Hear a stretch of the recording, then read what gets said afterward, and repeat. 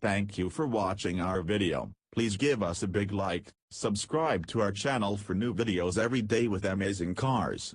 Leave us your opinion in the comment section on the video.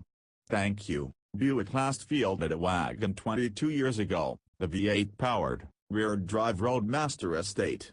Such models can usually be identified by the wood grain vinyl covering most of their 18-foot-long sides and by the octogenarian behind the wheel. When GM quit building them, the Land Yacht class of station wagons went extinct, right around the same time Subaru was inventing a new, modern kind of wagon. A suspension lift and some cladding fitted to the midsize, all-wheel drive legacy produced the Outback, which has since evolved to become the long-roof sales champion.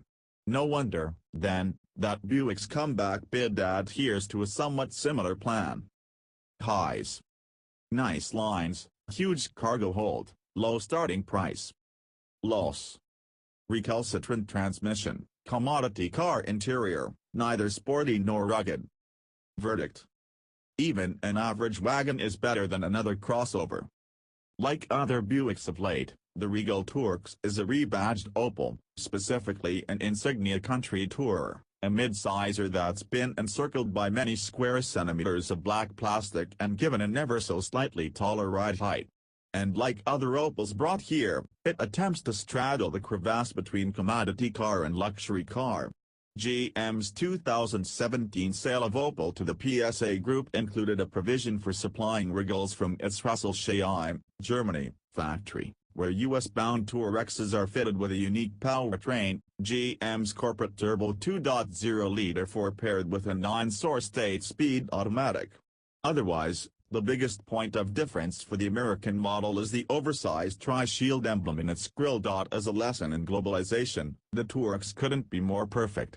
It does have that red, white, and blue badge and an American-built engine, one that can trace its genesis back more than 2 decades to a collaboration between Britain's Lodi's, Germany's Opel, Sweden's Saab, and, of course, the sometime owner of all the above, GM itself. But the Tourx uses a Japanese transmission and is assembled in Germany by a subsidiary of a French company.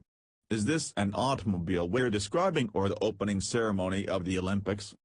Looking at the Tourx is nearly such a spectacle. GM's designers deserve kudos for penning this anti-crossover. Even the overabundance of cladding can't make this Euro-style wagon seem like anything but a car, and a handsome one at that. A single strip of brightwork extends from the A-pillar across the top of the windows and down along the edge of the D-pillar into the taillights, accentuating the long and low look. A deeply drawn character line through the lower doors breaks up the body side and lends a welcome dash of sportiness. Not everything is as it seems, however, as the dual exhaust outlets integrated into the rear bumper are fakes. The actual tailpipes are hidden underneath the car. The Tourx's spec sheet is almost as attractive as its sheet metal. Standard are 250 horsepower and 295 pound-feet of torque, struts up front and a 5-link rear suspension, and an all-wheel drive system that can vary left-right to work distribution across the rear axle. And the Tourx swallows 74 cubic feet of gear with its rear seats folded flat, which is more than Mercedes E-Class wagon can fit. All this comes at a starting price of just $29,995. Our test car, a top-of-the-line Tourx in essence trim, was not nearly so inexpensive, though. Its base price is $35,995, and it is the only way to get leather seats, adaptive cruise control, or advanced safety features such as automatic emergency braking.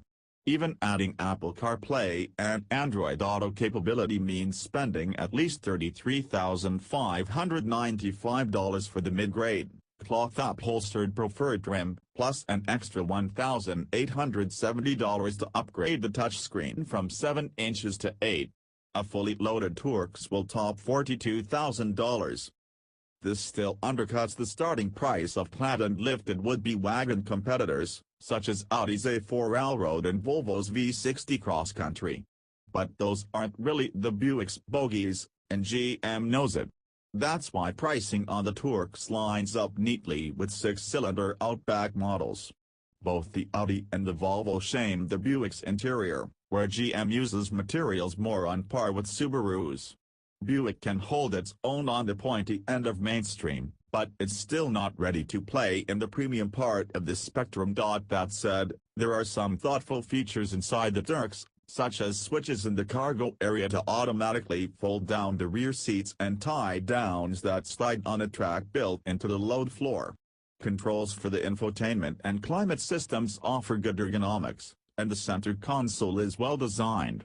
Save for the middle rear, the seats are comfortable, and Buick's reputation for producing quiet cars survives intact.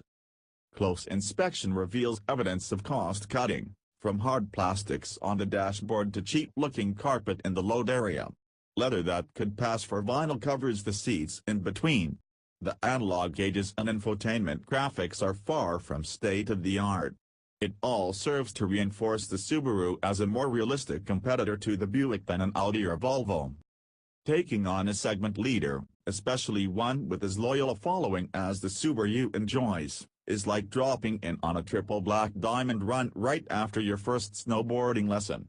Evidence that Buick might need to head back to the lodge's rental counter for an equipment refitting comes in a comparison of ground clearance. The Subaru boasts 8.7 inches, 3 more than the Buick. Much of the Turks' lift is accomplished by fitting taller tires, size 235/50 R18 Continentals rather than the 245/45 R18s that some other Regals sport. Even its marginally longer springs don't improve the Turks' ground clearance over a bone-stock Toyota Camry. Both cars sit 5.7 inches off the ground. A brief trip down a U.S. Forest Service 2-track had the Turks bouncing into its bump stops, its suspension making groaning noises sufficient to keep us from attempting more serious backcountry forays. This might matter less if the Turks had a decidedly sportier mien. Our test car weighed just 3,747 pounds, but its lightness was betrayed by what we can only deduce is a lack of body stiffness, manifested in vibrations felt through the steering wheel and the seat. That would also explain its chassis tuning, with springs and dampers as soft as fresh powder. Driving the Turks hard on mountain roads proved to be an exercise in delayed gratification. Turn in is slow, as the suspension needs to compress before the steering builds weight from its wagon center position. You can just start to feel the Buick's strict twin-clutch rear axle work its to-work vectoring magic before those all-season tires begin howling, warning you to back off lest you reach the low limit of grip, a mere 0.80 grams. That beats the Outback, which pulls 0.78 grams despite being 7.7 inches taller and packing an extra 117 pounds of weight. The Buick's braking performance is better, stopping from 70 miles per hour in 175 feet, 7 shorter than the Subaru. And the Turks has a clearer advantage under its hood, where GM's inline-4 inhales 18.9 pounds per square inch of turbo boost. That leaves it only 6 horses shy of Subaru's 3.6-liter flat-six. A 48 pound-foot surfeit of torque allows the Turks to charge to 60 miles per hour in 6.4 seconds, a half-second faster than the Outback, hobbled as it is by its CVT.